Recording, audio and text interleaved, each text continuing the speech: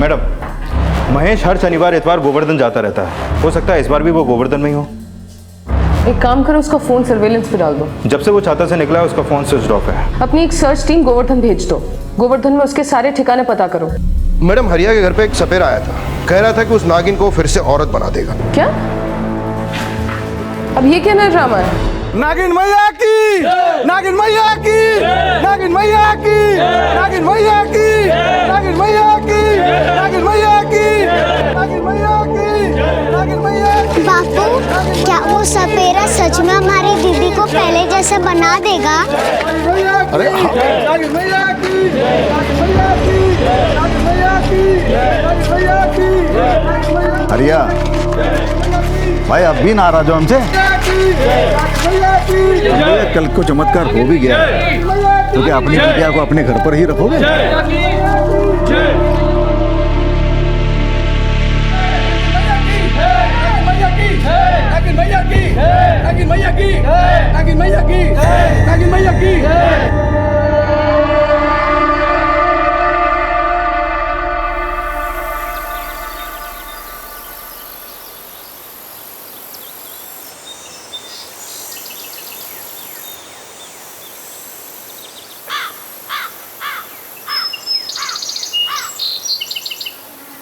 अरे इधर आओ, ये देखो क्या है।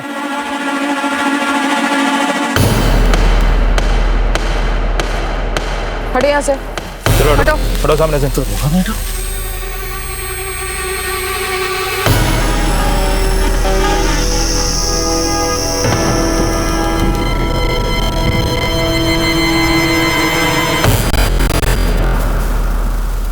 मैडम, ये तो वही सपेरा जिसने बोला था कि नागिन को औरत बना देगा। इसे तो कुछ सांप ने काट लिया है।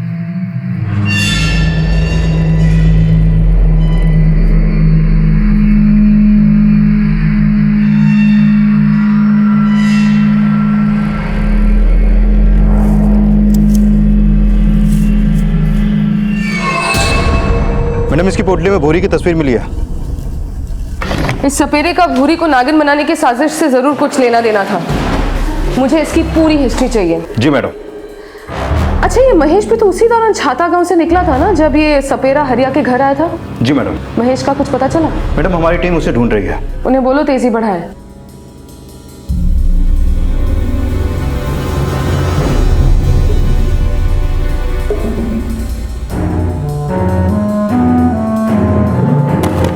मैडम, उस सपेरे का घर कोसी कालन में है और हैरानी की बात यह है कि उसके एक छोटे से झोपड़े में टीवी, फ्रिज सब कुछ है। मैडम, उसकी बीवी ने महेश की फोटो आइडेंटिफाई की है और महेश एक दो बार उस सपेरे से मिलने वहां गया था। तो इसका मतलब सपेरे को भूरी के नागिन बनने की साजिश में पैसे दिए गए होंगे और उसी ने नागिन की सप्लाई भी की होगी। पर मैडम, जब इसी सपेरे ने महेश को नागिन सप्लाई की तो उसने ये क्यों कहा कि वापस वो इस नागिन को औरत बना देगा? क्या भूरी जिंदा है? और इस केस में हमारी इन्वॉल्वमेंट देख के महेश भूरी को वापस औरत तो नहीं बनवा रहा था? हो सकता है भूरी पर दबाव डाल के उसे भी इस नौटंकी में घसीटा जा रहा हो। पर उस सपेरे की मौत का क्या राज है, ये समझ में नहीं आ रहा। देखो यादव, ये सारे राज उतने ही रहस्यपूर्ण है जितनी की ये पूरी साजिश। और इन सारे रहस्यों से पर्दा तब फाश होगा जब हमारे हाथों वो आदमी लगेगा जिसने इस पूरे रहस्य को रचा। फिलहाल मैडम, उस महेश का गोवर्धन में कुछ भी क्लू नहीं मिल पाया। महेश हर हफ्ते गोवर्धन जाता था, इसका मतलब उसका वहां पर कोई पक्का ठिकाना होगा। एक काम करो, पूरा कस्बा छान मारो। ओमी का मोबाइल, लैंडलाइन नंबर सारा सर्वेलेंस पे डाल दो। हमें किसी भी हालत में महेश को पकड़ना होगा। जी मैडम। सर, सपेरे से जुड़ी इंफॉर्मेशन से ये साफ है कि भूरी के नागिन बनने के पीछे एक बहुत बड़ी साजिश है। तो इस अंधविश्वास के नाम पर चल रही नौटंकी को जल्द से जल्द बंद करवाओ। उस नागिन को तुरंत जब्त करो और ये जानने की कोशिश करो कि कहीं उस सपेरे की मौत उस नागिन के काटने की वजह से ही तो नहीं हुई। सर, नागिन मैया की, नागिन मैया की, नागिन मैया की, नागिन मैया की, नागिन मैया की, नागिन मैया की, नागिन मैया की, नागिन मैया की, नागिन मैया की, नागिन मैया की, नागिन मैया की। क्या बात है दरोगा मैडम? ये नागिन अब यहाँ नहीं रहेगी।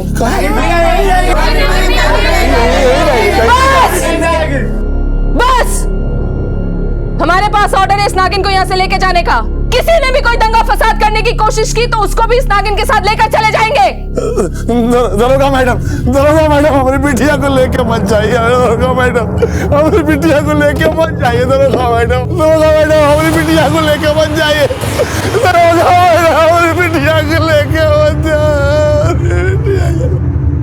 नागिन को वापस भूरी बनाने की घोषणा करने वाले सपेरे की रहस्यपूर्ण मौत से इस साजिश का पैमाना काफी बड़ा नजर आ रहा था। सपेरे और महेश की सांठगांठ से यह बात तो बिल्कुल साफ हो गई थी कि इस इच्छाधारी नागिन की साजिश में भूरी के पति महेश और भूरी के ससुराल वालों का ही हाथ था। लेकिन भूरी के पति महेश के यूं अचानक गायब हो जाने से उसकी गिरफ्तारी का संबंध जारी हो चुका था।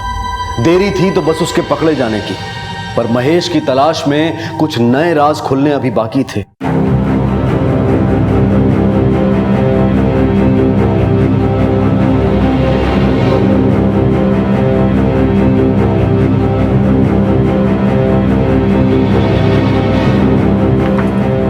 इस आदमी को कहीं देखा है? ये तो हमारे पास में रहता है। ये और इसकी बीवी हमारे यहाँ से सामान लेके जाते हैं।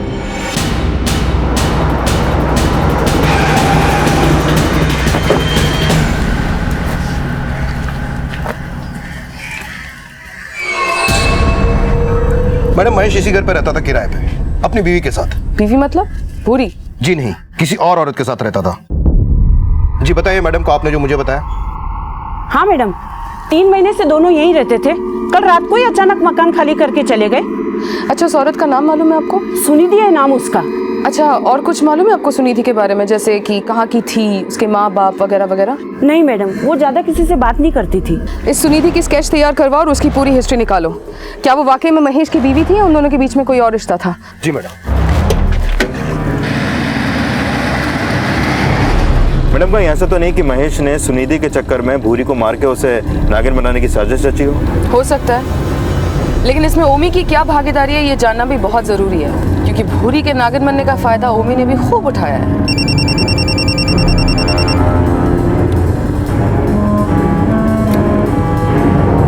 ओके मैडम, ओमी का नाती विनय भी 2 दिन से गायब है।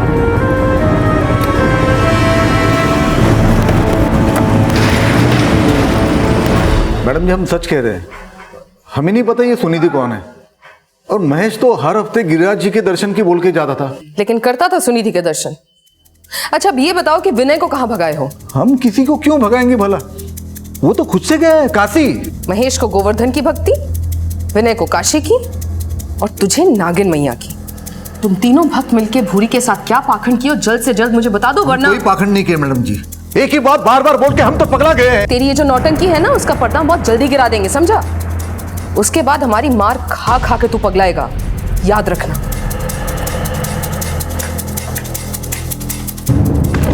मैडम उस सपेरे की पोस्टमार्टम रिपोर्ट आ गई है। उसकी मौत सांप के काटने से ही हुई है। वही नागिन जो हमने हरिया के घर से जब्त की? नहीं मैडम, और एक बार, वो नागिन नहीं नाग है, सपेरों का पालतू नाग, जिसके जहर के दांत भी टूटे हुए हैं। यानी कि सपेरे ने नाग को नागिन बताकर महेश को थमा दिया और उसी को नागिन मैया मानकर गांव वाले जय जयकार करने लगे। यानी कि साजिश रचने वाले और उसको सच मानकर झूमने वाले दोनों ने हद ही कर दी। हंसता का तो जैसे मजाक बना के रख दिया इन लोगों ने। मैडम हरिया आपसे मिलना चाहता है, कह रहा है कि उसकी नागिन बिटिया उसको वापस दे दो। दरोगा मैडम, हमारी बिटिया को छोड़ दीजिए। दरोगा मैडम, हमारी बिटिया को छोड़ दीजिए। क्यों चाहिए नागिन तुझे? क्यों चाहिए? उससे चंदा ना बंद हो गया इसलिए? ऐसी बात नहीं है दरोगा मैडम, हम अपनी बिटिया को अपने पास रखना चाहते हैं। अंधविश्वास की हद कर दी तुम लोगों ने। देख, निकल जाए यहाँ से, वरना सबका गुस्सा तुझे अकेले पर उतारेंगे। दरोगा मैडम, हम यहाँ से चले जाएंगे, बस खाली आप इतना बता दीजिए कि आप अपनी बिटिया कब छोड़ेंगे। अरे ओ मूर्ख आत्मा, भूरी कोई इच्छाधारी नागिन नहीं थी। तुझे पता है भूरी के पति की एक और बीवी है? तेरा दामाद तेरी भूरी के सौत के साथ भाग गया है। भूरी के नाम पे जिस नागिन को तुम लोग पूज रहे हो ना, वो नागिन नहीं है, नाग है, नाग। अब सब लोग नाग को पूजोगे? दामाद जी ऐसा किए? भूरी हमारी भूरी कहाँ है दरोगा मैडम? तेरी भूरी अब जिंदा भी है या नहीं ये भी हमें नहीं पता। बहुत बड़ी साजिश हुई है भूरी के साथ, और इससे भी बड़ी साजिश हुई है भोले भाले गांव वालों के साथ जो अंधविश्वास के नाम पर छले गए। हमारे बापू बोले कि वो सिद्ध सपेरा की तरह एक और सिद्ध सपेरा को ढूंढेंगे जिससे हमारी भूरी दीदी वापस औरत बन सकती है।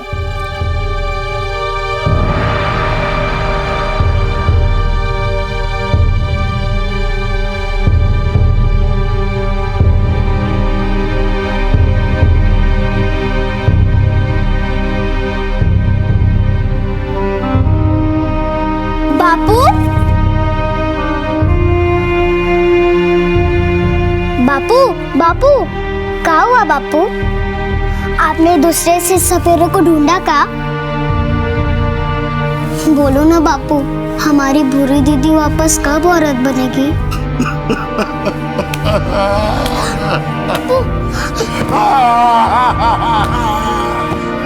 हमारी भूरी बिटिया नागिन नहीं है, हम पूरा ताजा बना के रख दिए उसका। नहीं बापू, नहीं नहीं बापू, नहीं।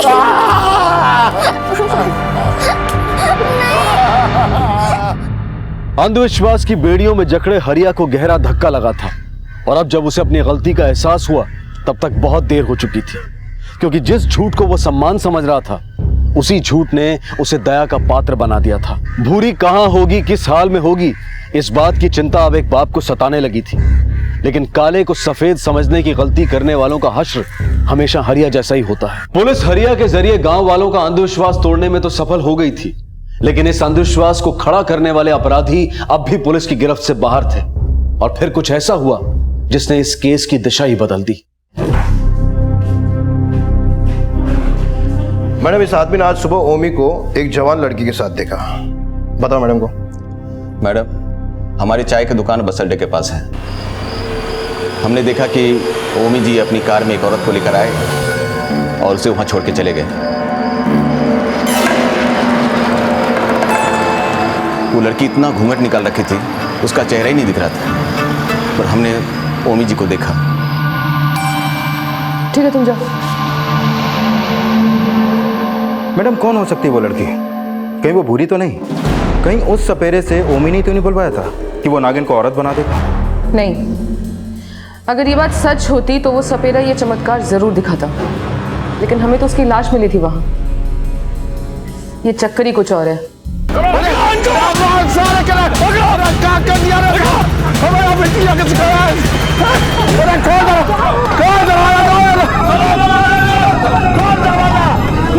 शांत शांत शांत भाइयों, हमें हिंसा नहीं करनी है, बस उस पाखंडी ओमी को पकड़ करके दरोगा जी के पास लेकर जाना है। उसने हम सबकी भावनाओं को ठेस पहुंचाया है। हमारी भूरी के दुश्मन, दरवाजा खोल नहीं तो अच्छा नहीं होगा।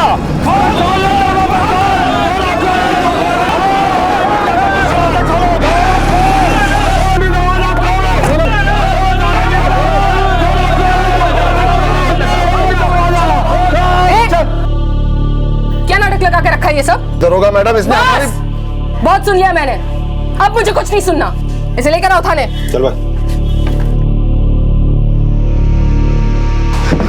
मारिए मत, मारिए मत।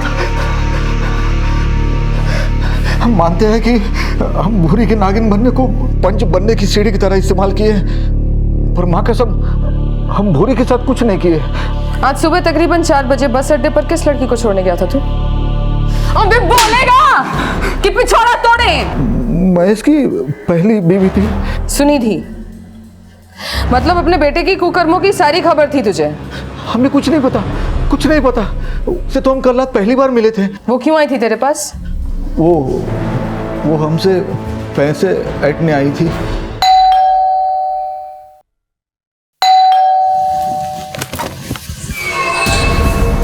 महेश कहाँ है? पहले ये बताओ तुम कौन हो? हम उसकी पत्नी हैं। महेश, महेश! महेश को वहां ना पाकर वो हमें धमकाने लगी। आपके बेटे ने हमें झूठे सपने दिखाए कि हमें इस घर की बहू बनाएगा। देखो बेटी, उसके लिए हम तुमसे माफी मांगते हैं। अब चाहे आप नाक रगड़ो या आपका बेटा, हम किसी की नहीं सुनने वाले। चैन से नहीं जीने देंगे आप लोगों को। केस करेंगे पुलिस में आप सबके खिलाफ। फिर उसने कहा कि अगर हम उसे 2 लाख रुपया दे दे तो वो हमारा और महेश का पीछा छोड़ देगी। तो तूने क्या किया? मरता क्या ना करता। आप लोग पहले ही तलवार लेके खड़े थे तो, और सर पर मुसीबत नहीं लेना चाहते थे हम। मतलब तूने उसे 2 लाख रुपए दे दिए? जी, हम बहुत डर गए थे आपको कोई बंदा उसे हमारे घर से निकलते वक्त ना देख ले, इसलिए हमने उसे प्रार्थना की कि 4 बजे तक रुक जाए सुबह, फिर तड़के तड़के छिपछिपाते हुए उसे बस अड्डे छोड़ आए हम। कुछ पता ठिकाना पूछा था, जैसे कहाँ से आई थी, कहाँ गई?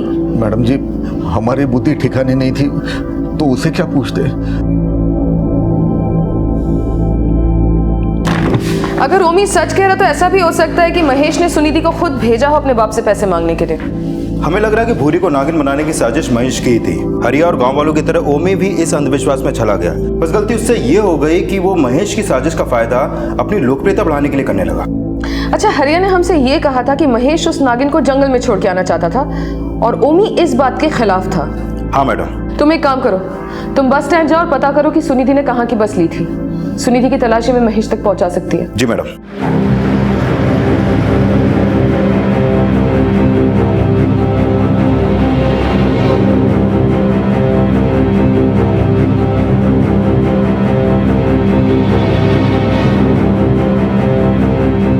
साहब, ये हमारी बस में बैठी थी, इसे हमने कानपुर बाईपास बस स्टॉप पे उतारा था।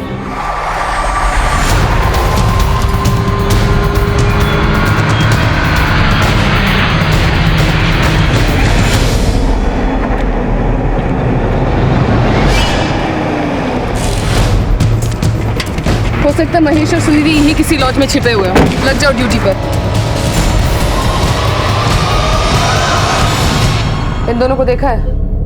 जी हाँ, ये हमारे गेस्ट हाउस में ही रुके हुए हैं। इनके रूम की मास्टर की है? जी हाँ, श्योर। दरवाजा खोलो।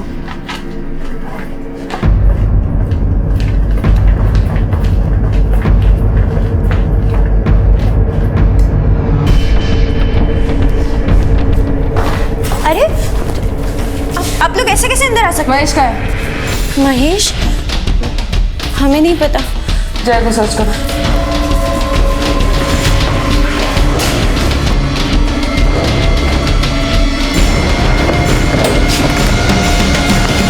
मैडम नहीं है वो। महेश और हमारा 2 साल से अफेयर था।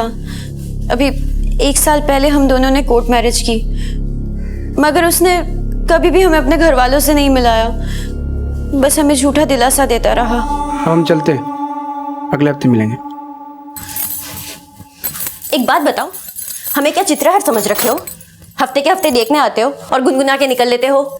देखो, हम तुमसे कह देते हैं, या तो हमेशा के लिए हमारे साथ यहाँ रहने आ जाओ, या फिर हमें अपने साथ अपने गांव ले चलो। अरे यार, हम तुमको कितनी बार समझा चुके हैं, हमारे बाबूजी के सर पे पंच बनने का भूत सवार है। वो कभी दूसरे जात की बहू स्वीकार नहीं करेंगे। अगर ऐसी ही बात है तो शादी क्यों की हमसे? शादी किया क्यों? देखो, शादी किया क्योंकि हम तुमसे प्यार करते हैं। हमें थोड़ा वक्त दो, हम तुम्हारी सारी शिकायतें दूर कर देंगे। वो हमें झूठी उम्मीद देता रहा और हम बेवकूफ बनते रहे, और अभी 1 महीने पहले हमें पता चला कि उसने एक दूसरी लड़की से शादी कर ली है। कैसे पता चला? हमें किसी का फोन आया था, पता नहीं वो कौन था, बस उसने इतना कहा कि महेश हमें धोखा दे रहा है, और उसने हमें भूरी और महेश के शादी की फोटो भी भेजे।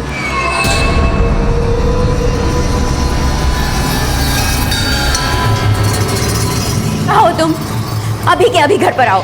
मैं कुछ नहीं सुनना चाहती, तुम यहाँ हो वरना मैं वहां आ रही हूँ। क्या है ये? क्यों जिंदगी बर्बाद की है हमारी? हमें माफ कर दो, हम शादी नहीं करना चाहते थे, मगर हमारे बाबूजी ने जबरदस्ती हमको घोड़ी चढ़ा दी। तो तुम हमें फांसी चढ़ा दो। अरे नहीं, ऐसा मत बोलो, हम मर जाएंगे तुम्हारे बिना। अगर हमसे इतना ही प्यार करते हो तो अभी के अभी हमें अपने साथ अपने घर ले चलो, वरना हम खुद वहां आएंगे और सबको सब कुछ बता देंगे, और फिर मिट्टी का तेल छिड़क के उस सौतन को दबोच के खुद को आग लगा देंगे। अरे नहीं, तुम ऐसा अनर्थ ना करना, हमको थोड़ा सा वक्त दो, हम कोई ना कोई रास्ता निकाल लेंगे। उसने हमसे वादा किया कि वो भूरी को तलाक दे देगा और हमें अपने साथ अपने गांव ले जाएगा, लेकिन उसने तो हमसे वो घर भी छीन लिया जिसमें हम किराए पे रहते थे।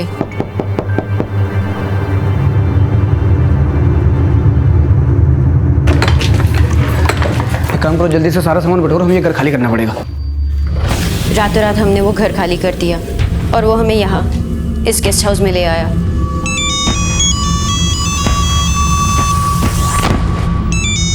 अब हम आते हैं जरा। उसके बाद वो यहाँ से गया और कभी लौट के नहीं आया। हम उसका फोन भी ट्राई किए लेकिन बंद था। आप जिस नंबर को डायल कर रहे हैं वो इस समय स्विच्ड ऑफ है।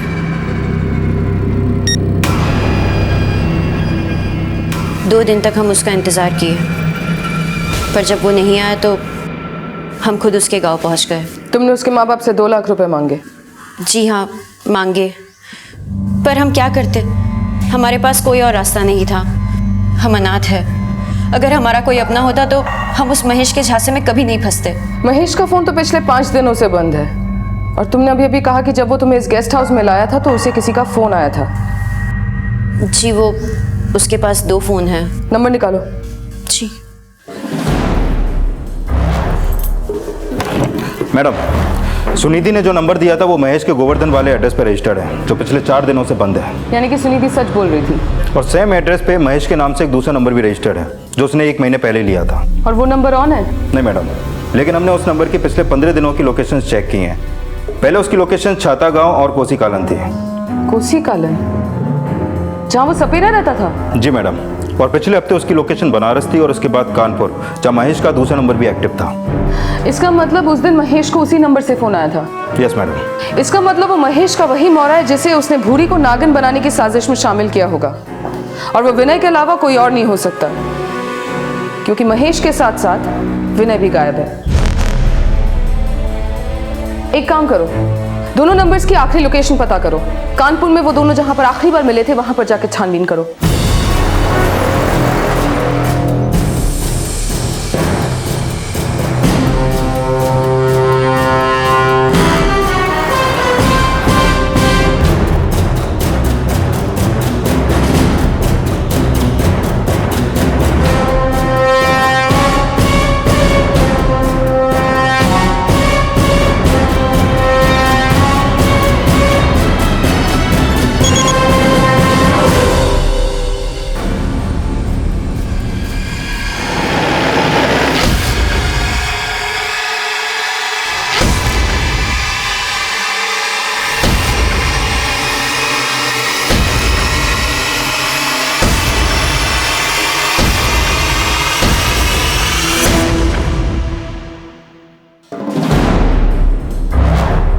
तीन दिन पहले इसकी बॉडी कानपुर हाईवे पे मिली, चाकू घोंप कर हत्या की गई है। इसकी जेब से कोई आईडी नहीं मिला, इसलिए आइडेंटिफाई नहीं कर पाए कि ये कौन है।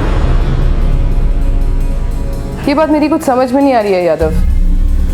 भूरी को नागिन बनाने के पीछे 3 लोग शामिल थे, सपेरा, विनय और महेश। महेश इस प्लान का मास्टरमाइंड था। सपेरे के बाद उसकी भी हत्या कर दी गई, बाकी बचा विनय। अब सवाल ये उठता है कि अगर विनय ने इन दोनों की हत्या की तो क्यों की और किस इरादे से की?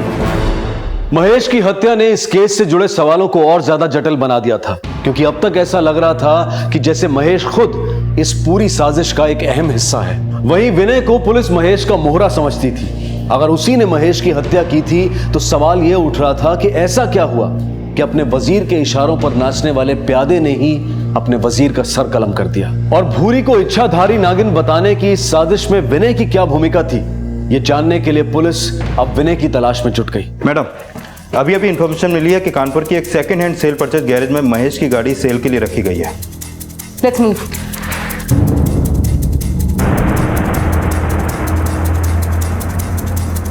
नहीं सर, ये नहीं था।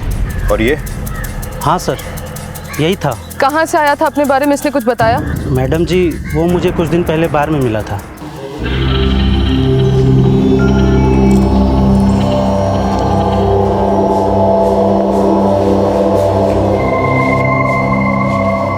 भाई साहब बैठ सकता हूँ 2 मिनट? हाँ हाँ बैठो। Thank you.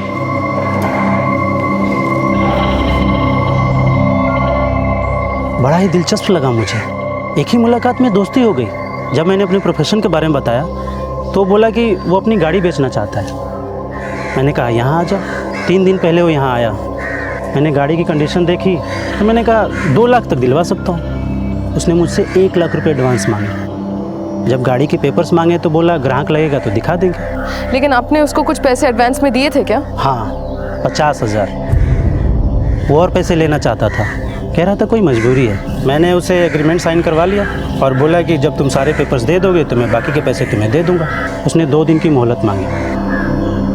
उसने 2 दिन की मोहलत नकली पेपर्स बनवाने के लिए लिए होंगे। मैडम जी, शायद वो कल सुबह यहाँ पेपर्स लेके आएगा।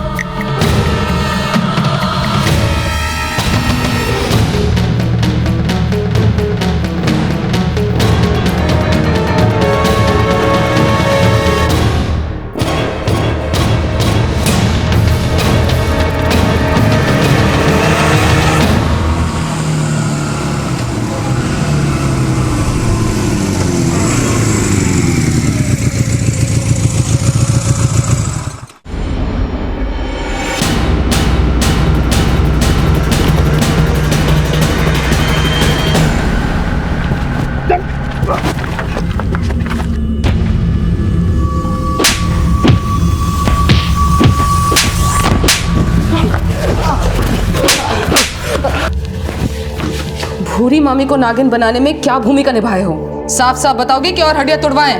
मैडम हम सब बताते हैं, हमको छोड़ दीजिए, हम सब बताते हैं आपको। चल बोल। मैडम ये इच्छाधारी नागिन का साजिश महेश मामा खुद अपनी इच्छा से रचे थे। अगर हम उनको उस दिन सुनिधि मामी से बात करते हुए नहीं सुनते तो वो हमको कभी भी इसमें इस्तेमाल ना करते। सुनिधि कहे जान खा रही हो तुम हमारा? अरे बोले ना, भूरी को ना माने नहीं रखती हमारी लाइफ में। देखो तुमको तुम्हारा पूरा हक मिलेगा, थोड़ा तसल्ली रखो। मामा हमसे कुछ नहीं छुपाए और अपनी मजबूरी बताने लगे। यार तुम हो तो हमारे भांजे, पर हम तुमको दोस्त जैसा मानते हैं। मतलब 2 पार्टों के बीच में हम पिसने वाले हैं। इससे पहले कि हमारी चटनी बने, हम कुछ ऐसा उपाय चाहते हैं कि नागिन भी मसल जाए और लाठी भी ना टूटे। किस नागिन को मसलना चाहते हैं, इधर वाली को कि उधर वाली को? आफत तो दोनों ही है। सुनिधि हमारे दिल की आफत है और भूरी हमारी जान की। देखिए अगर वो नागिन होती तो ठीक था, लेकिन वो औरत है। देखिए जानवर को मारने से पाप चढ़ता है, औरत को मारने से फांसी। तो आप काहे इस भरी जवानी में फांसी चढ़ना चाहते हैं मामा? भूरी को हम नागिन बना दे तो इच्छाधारी, जो हमारी बीवी बनने को औरत बनी और मुक्ति पाने को नागिन। महेश मामा पहले ही सब कुछ तय कर चुके थे और हमें अपना मोहरा बना के इस्तेमाल करना चाहते थे। मैडम हम चाह के भी उनका विरोध नहीं कर पाए, क्योंकि हम अनाथ की बहुत सेवा किए हैं। और इस खुराफात के लिए नागिन कहाँ से लाए? सपेरे से। उसी ने भूरी मामी का अपहरण किया था। देख भाई, कोई ऐसी वैसी नागिन नहीं चाहिए, मतलब इच्छाधारी होनी चाहिए। आप चिंता ना करो, कल रात को नागिन लेके तू घर के बाहर आ जाना और नागिन मीने को दे देना। मैं भूरी को किसी बहाने घर के बाहर भेजूंगा और तू उसे बेहोश करके ले जाना। लेकिन एक बात याद रखना, किसी को पता नहीं चले। वो आप मेरे ऊपर छोड़ दो।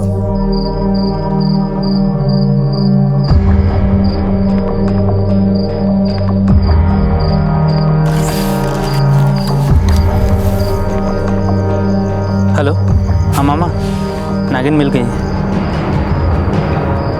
भूरी मामी को भेज दो। मामा इस काम के लिए अपने को दोस्त का टेम्पू लाए थे, जिसमें सपेरा भूरी मामी को ले गया और हम नागिन लेके मामा के पास चले गए।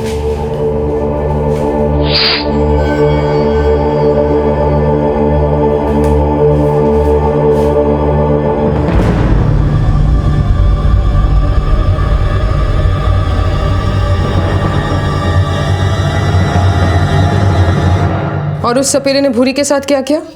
मामा ने उसे कहा था कि भूरी मामी को मार के गाड़ देने को। और महेश को किस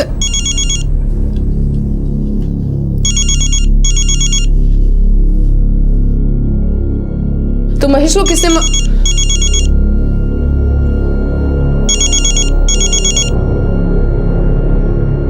अरे आप बाद में फोन करेंगे।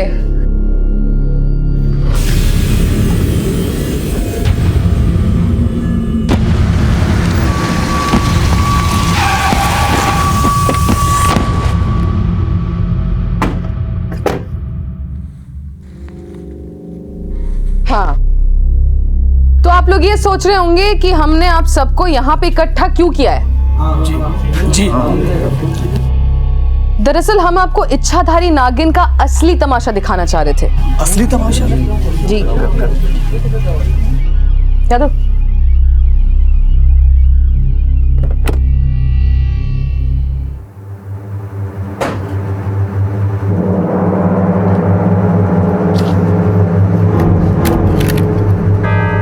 तो ये है वो नागिन जो पहले ओमी के पंच की गद्दी बनने वाली थी और उसके बाद हरिया के घर की चांदी। पर ये तो नाग है ना मैडम जी। अरे पहले सुन तो लीजिए पूरी बात। हम इसे औरत बना सकते हैं। हाँ।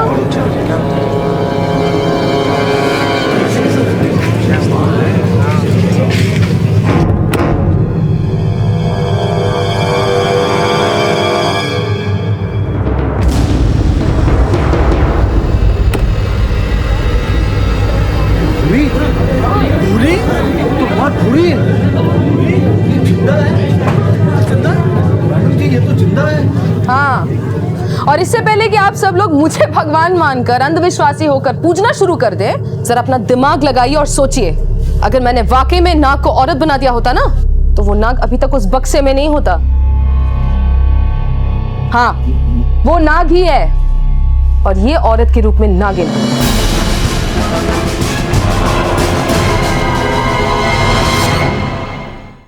इन्हीं की इच्छा से तो पूरा इच्छाधारी नागिन का तमाशा हुआ था।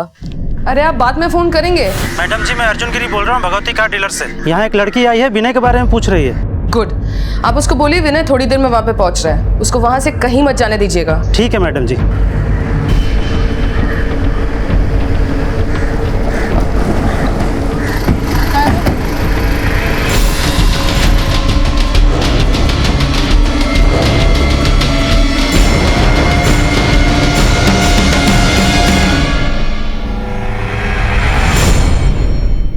अभी इच्छाधारी क्यों बनी, किसके लिए बनी, उनसे नहीं मिलना चाहेंगे आप लोग?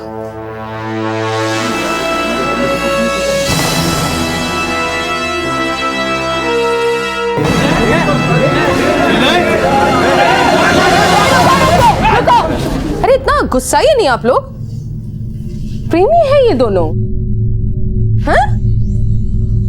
और प्यार में तो सब कुछ जायज होता है, नहीं? शादी के बाद महेश हमसे बहुत दूर दूर रहता था, जिस वजह से हम और विनय नजदीक आ गए। ये छुप छुप के मिलना बंद करो, कहीं भाग चलते हैं। अरे हम खुद नहीं भागेंगे, महेश मामा खुद ही हम लोग को भगा देंगे, वो भी खूब सारा पैसा थमा के। कैसे? तुमको क्या लगता है वो गोवर्धन भक्ति करने जाते हैं, रासलीला रचाने जाते हैं वहाँ पर? मतलब? तुमसे दूर भागते हैं ना, कहे कि उनकी बीवी है वो। हम सब पता किए, अब देखती जाओ हम क्या कांड करते हैं। हम सच बोल रहे हैं, आपके पतिदेव 6 महीने पहले वो लड़की से शादी की है। अगर विश्वास नहीं होता है तो दरवाज़ा खोल के देख लीजिए, सबूत मिल जाएगा।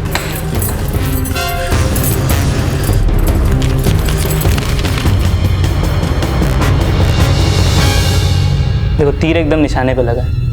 सुनिधि ने मामा का जीना हराम कर दिया और हमने उनके दिमाग में तुम्हें नागिन बना के गायब करने की बात भर दी। मैंने 2 पार्टों के बीच में पिसने वाले हैं। इससे पहले कि हमारी चटनी बने, कुछ ऐसा चाहते हैं कि सांप भी मर जाए और लाठी भी न टूटे। वाह, क्या आइडिया सुझा है मामा। अगर कहावत ये हो जाए कि नागिन भी मर जाए और लाठी भी न टूटे तो क्या कहना चाहते हैं, हम समझ नहीं पा रहे। हम क्या सोच रहे हैं कि क्यों ना आप ये गांव वालों को विश्वास दिला दें कि भूरी ही इच्छाधारी नागिन, तो कैसा रहे? तो ये इच्छाधारी नागिन का तमाशा महेश का नहीं, तेरा आइडिया था? हाँ मैडम, लेकिन महेश मामा के दिमाग में ये बात भरने के लिए भूरी ने भी खूब मेहनत की, जो साथ साथ गांव वालों के विश्वास की भी नींव रख रहा था।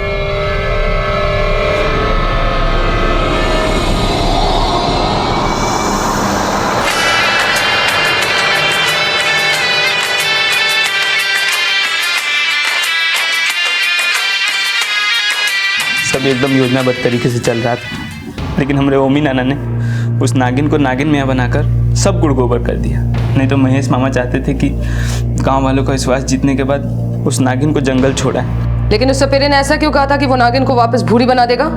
क्योंकि मैडम उस सपेरे को पता था कि हम महेश मामा की आंखों में धूल झोंक कर भूरी को जिंदा रखें, और इसी बात के लिए हमसे पैसे ऐंठना चाहता था।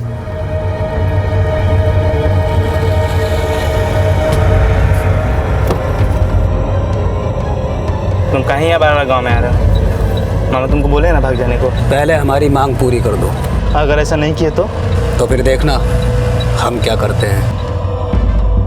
उसके बाद उस सपेरे ने ये घोषणा कर दी कि वो नागिन को औरत बना देगा, और फिर हमें मिलने के लिए बुलाया। अगर तुमने हमें पैसा नहीं दिया बाबू, तो शाम को यहाँ पर चमत्कार नहीं, तू, तेरा मामा और तेरी मामी का चीर हरण करूंगा और सारे गांव को बता दूंगा कि तुम लोग की असलियत क्या है। अच्छा।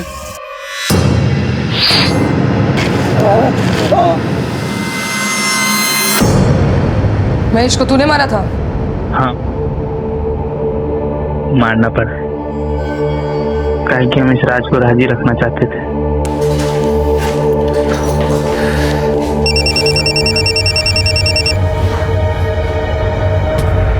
अब हम आते हैं जरा।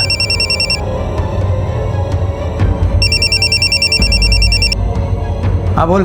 जो बोलना था वो बोल दिए हैं। हम यहाँ हाईवे पे खड़े हैं, आके हमारा पैसा दे दीजिए, नहीं तो सारा पोल पट्टी पुलिस वाला लोग की जगह बता देंगे। देखो तुम ऐसा कुछ मत करना, हमारे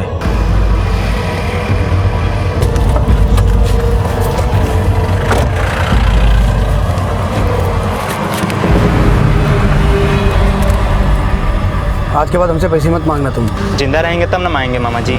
तो ये था इच्छाधारी नागिन का असली तमाशा, जिन्हें रचने वाले कुकर्मों की रंगरलियां मनाते रहे और आप नाग को नागिन मान के उसे पूछते गए। इन्होंने रिश्तों का मजाक बना के आप लोगों को अंधविश्वासी बनाते रहे और आप लोग बेवकूफ पे बेवकूफ बनते गए।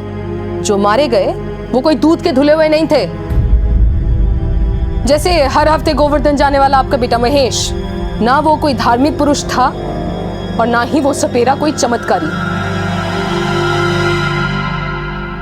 तो अब सोच कर बताइए, किसकी जय जयकार करेंगे?